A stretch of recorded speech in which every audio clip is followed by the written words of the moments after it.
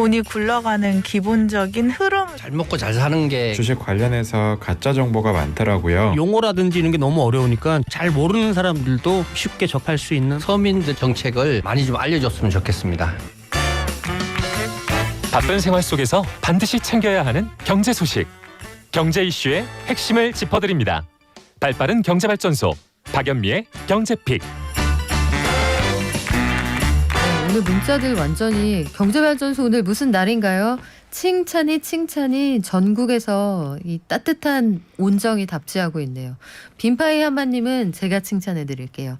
연미 씨, 신랑이 퇴직하고 제2의 인생으로 취직을 했는데 새로운 길에 도전하는 신랑에게 힘 좀 주세요. 60이란 나이에 도전하기 힘든데 아무 내색 없이 도전하는 신랑이 자랑스럽습니다.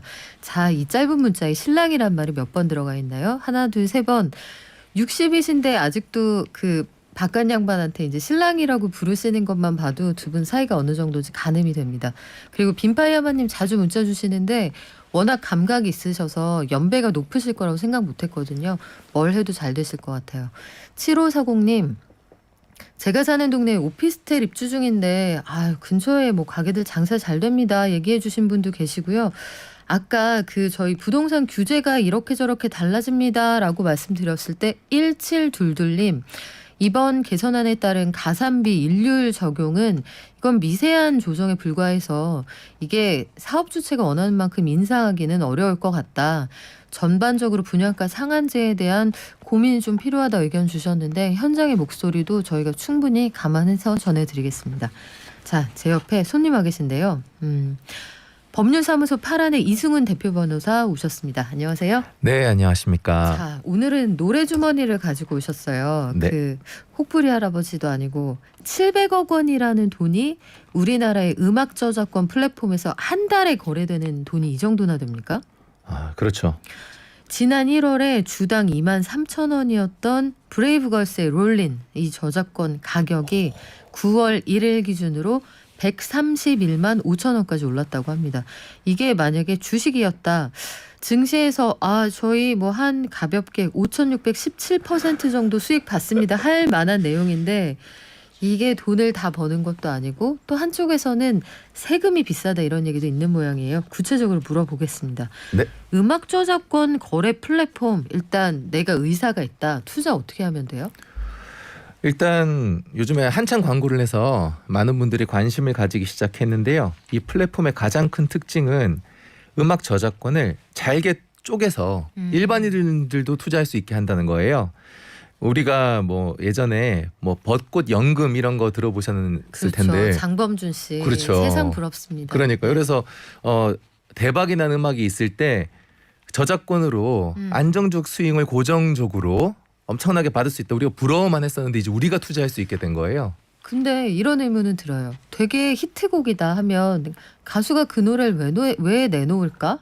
그런 노래는 시장에 잘 안 나오죠. 그렇죠. 그래서 일단 우리가 모든 저작권, 음원 저작권에 투자할 수 있는 건 아니고요.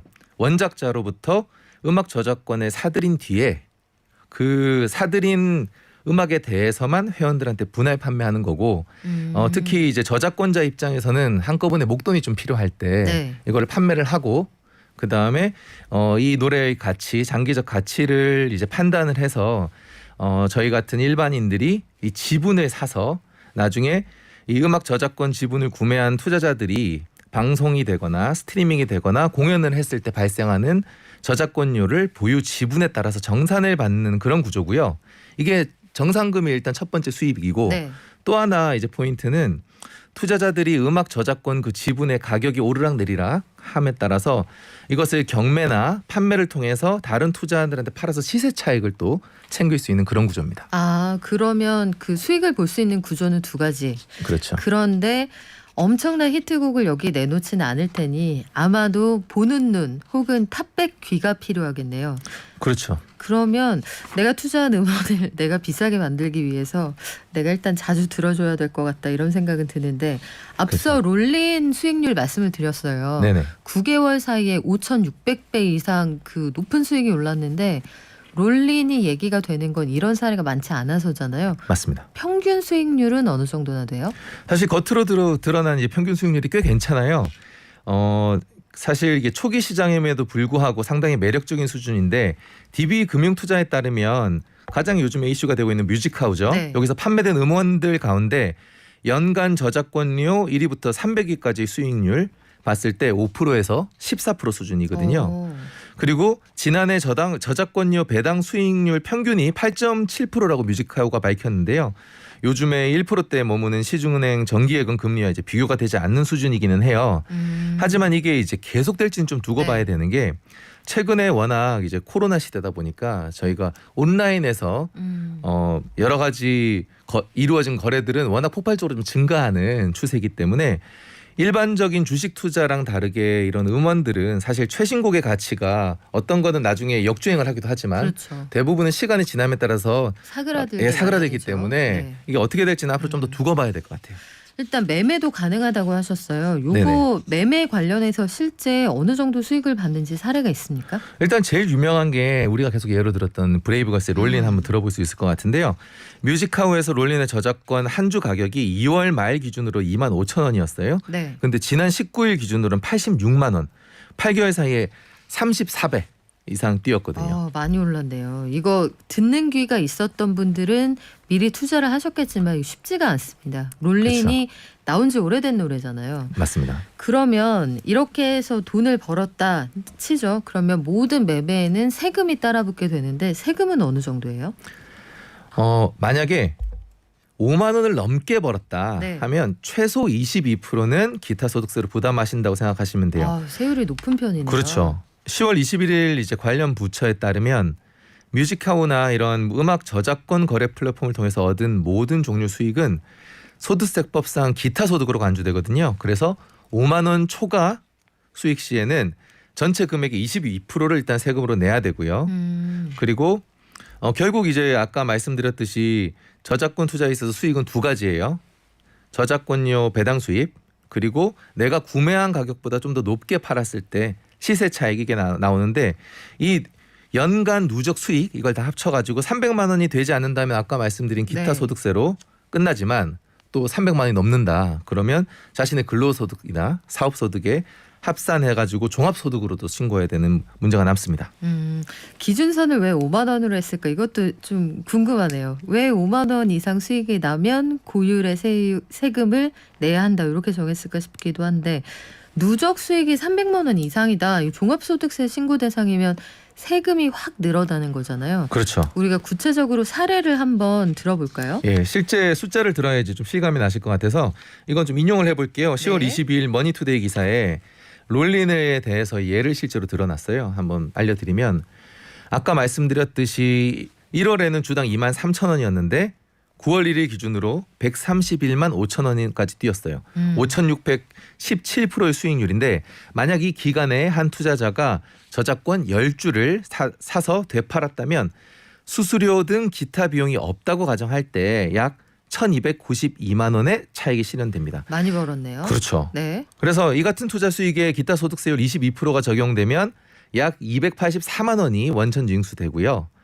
수익으로 1,007만 원 정도가 남게 되는데 여기가 끝이 아니에요. 네. 아까 누적 수익이 300만 원을 넘었기 때문에 이제 내년에 5월에 종합소득세 신고를 다시 해야 되거든요. 투자자가 만약에 직장 연봉이 5천만 원이다. 네. 그러면 기존 연봉 5천만 원에서 근로소득공제 1,225만 원 제외한 뒤에 여기에 음원 저작권 투자소득 아까 말씀드린 1,292만 원을 더하면 총 소득이 5,067만 원이 되거든요. 네. 여기에 다른 가족이 없고 본인 인적공제 150만 원이 제외된다라고 가정하면 과세표준금액 4,917만 원. 여기에 소득세율 24% 구간이기 때문에 적용하면 세액이 1,180만 8천 원. 앞서 원천 징수한 284만 4천 원 기타 소득 제외하고 이거 내면 됩니다. 세액이 확 올라가네요. 맞습니다. 1,200만 원 가까이 세금을 내야 한다. 물론 뭐 모두가 그 세금을 본인이 내야 하는 만큼 반드시 내야 하는 거지만 이거 좀 세율이 좀 불리하다 이런 주장도 있을 것 같은데 법의 테두리 안에서 내가 음악에 투자를 하지만 세금을 좀 줄이고 싶어요. 이런 분들에게 방법은 없을까요? 사실 아까 말씀드린 그 5만 원 제한 네. 이 부분을 이용해서 법을 어기지 않고 절세라는 방법이 있긴 있습니다. 수익이 이제 300만 원 미만으로 예상되는 소액 투자자라면 지분을 쪼개서 파는 거죠. 그래서 이게 특이하게 수익이 판매자 기준이 아니라 네. 구매자 기준으로 산정되기 때문인데요. 뮤직하우는 투자자가 저작권 지분 10주를 매매할 때 나눠서 팔면 구매자들이 각각 다르기 때문에 거래가 쪼개져서 성사가 되거든요. 그래서 예를 들면 투자자가 A곡의 저작권 지분 3주를 각각 다른 구매자의 한 주씩 판매해서 건당 수익을 3만 원씩 실현을 했다. 자, 5만 원을 주자. 만약에 이거를 3만 원씩 건당 그러면 한 사람한테 3주를 팔았으면 9만 원 번 거라 그렇죠. 5만 원을 넘어가는 거잖아요. 그렇죠. 그런데 지금 말씀하시는 게 다른 구매자에게 한 주씩을 나눠서 3사람에게 팔았다. 맞습니다. 그럼 그때는 계산이 어떻게 돼요? 기타 소득세가 부과되지 않는다는 겁니다. 아, 그러면 한 사람한테 판 금액이 5만 원을 초과하지 않으니까. 그렇죠. 이거 되게 꿀팁이긴 한데 왜 이렇게 디자인이 돼 있을까 궁금하기도 하고요. 그러면 각 거래건에는 기타 소득세 부과를 안 하는군요. 그렇죠. 그런데 그게 이 세법이 원래 이게 새로 등장한 투자 기법인데 원래 이렇게 돼 있는 거예요? 아니면 이 새로운 플랫폼이 등장했기 때문에 갑자기 이렇게 적용을 하는 거예요? 원래 이렇게 그 세법은 원래 존재했었는데 이 새로운 음원 투자가 적용되면서 네. 어디를 기준으로 할지는 결국은 조세 당국이 정하기 나름인데 이 방법을 택한 것 같아요. 카테고리를 이쪽으로 넣었군요. 그렇죠. 그러면 모든 음원에 대해 투자할 수 있는 건 아니라고 아까 말씀을 해주셨어요. 그렇죠? 네네. 이게 지금 뮤직하우라는 회사가 우리나라가 발명한 세계 최초의 음악 저작권 투자 플랫폼으로 알고 있는데 네네. 여기에서 어떤 건 투자가 되고 어떤 건 투자가 안 되는 거예요? 네, 결국 뮤직하우가 자신들이 구매한 저작권에 대해서만 우리가 사고 팔고 지분을 할 수 있는 거고요. 현재 920곡 정도가 된다고 해요. 보통 인기를 예측하기 어려운 신곡이나 아니면 인기가 조금 시들해진 1년에서 3년 이내에 발매된 음악들이고요. 이 중에서는 이제 롤링처럼 역주행의 흐름을 타고 수익 대박을 기대할 수 있는 곡도 있지만 투자 원금 회수가 불투명한 곡들도 분명히 있죠. 그렇죠. 그리고 모든 투자에는 항상 손실이 있다는 점을 꼭 기억하시기 바라고요. 우리가 저작권 얘기했는데 저작권이 사실 복잡하잖아요. 그렇죠. 저도 예전에 저작권이 한참 문제가 될 때 요 공부할 때 인접권도 있고 뭐 여러 가지 권리가 있더라고요. 이거는 어떻게 다른 겁니까? 크게 저작권은 저작 재산권하고 저작 인접권으로 나뉘는데요. 저작 재산권은 소위 말하는 작곡가, 작사가가 가지는 거예요. 그래서 이 노래를 실제로 대중이 들을 수 있는 형태로 만들 때 발생하는 수입을 얘기하는 거고요. 저작 인접권, 이게 사실 우리가 사고 팔고 이분의 지분에 투자할 수 있는 건데 저작권에 인접한 저작권과 유사한 권리, 그러니까 실제 이 곡을 연주한 보통 가수 네. 아니면 음반 제작자, 방송 사업자한테 귀속되는 권리를 말합니다. 그래서 우리는 사실 가장 우리가 저작권이라 말하는 작사자, 작곡가의 권리를 사고 팔고 하는 게 아니고요. 이것을 실제로 음악으로 만들어낸 사람, 저작 인접권을 사고 파는 권리, 이게 뮤직하우가 현재 거래하고 있는 권리입니다. 그렇군요. 근데 한쪽에서는 저작권 가지고 사고 팔고 수익도 낸다 이런 얘기가 있는 반면에 최근에는 음악 저작권료를 미납해서 분쟁이 있다 이런 얘기도 있더라고요. 사실 저작권과 관련한 가장 최근의 큰 이슈가 이건데요. 한국음악저작권협회, 줄여서 음저협이라는 네. 곳이 있습니다. 이제 모든 저작권자들이 개인적으로 이 저작권을 관리하기 힘들기 때문에 모여서 협회를 만들었고 이 협회가 일괄적으로 모든 저작권을 받아서 저작권자들한테 나눠주고 있거든요. 근데 이 협회가 음악 저작권료를 수년째 내지 않았다는 이유로 웨이브, 티빙, 왓챠, 카카오 페이지 등 국내 일부 OTT 업체들을 고소를 했습니다. 왜 음악을 쓰고 돈을 안 내냐고. OTT가 어떤 방식으로 노래를 갖다 쓰는 거죠? 일단 지금 드러난 것에 따르면 갖다 쓰고 돈은 내지 않은 것으로 보여요. 근데 이제 나름의 이유는 있죠. 이유는 있는 게 과연 그러면 음악을 가져다가 쓰면 OTT 업체가 저작권료를 얼마 내야 되는지에 대해서 징수 규정이 완벽하지 않았단 말이에요. 그전에는 OTT가 없었으니까요. 그렇죠. 그래서 OTT 각자 유리한 걸 주장하고 있는 거예요.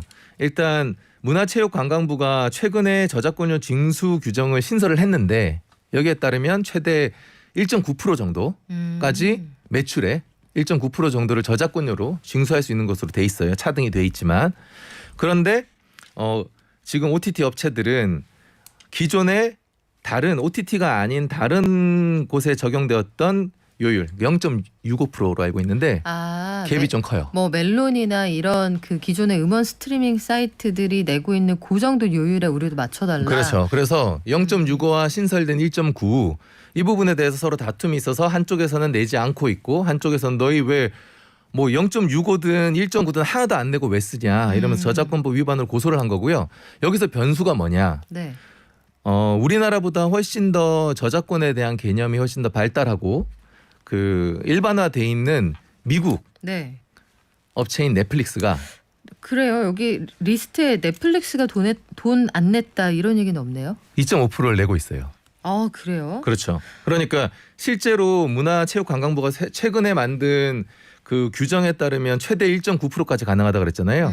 근데 이미 2.5%를 내고 있는 거예요. 그러니까 선례가 있기 때문에 이 부분에 있어서는 서로 양보가 지금 잘 안 되고 있는.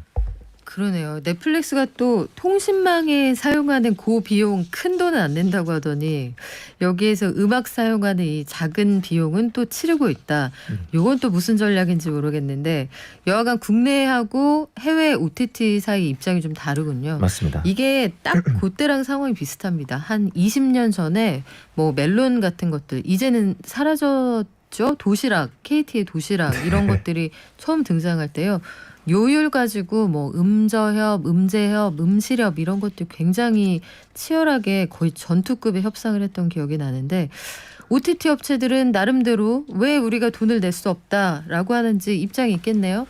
그렇죠. 일단 나오는 말을 들어보면 지금 한참 협의가 잘 되고 있는데 각각 개별적으로 갑자기 형사 고소를 해서 이거는 기업과 단체 정부가 몇 달간 기울인 협의 노력 원점으로 되돌리는 것이다라고 이제 일단 비난 비판을 하고 있고 현재 지금 징수 규정 아까 해석이 어떻게 되는지에 대해서 분분하다 그랬잖아요.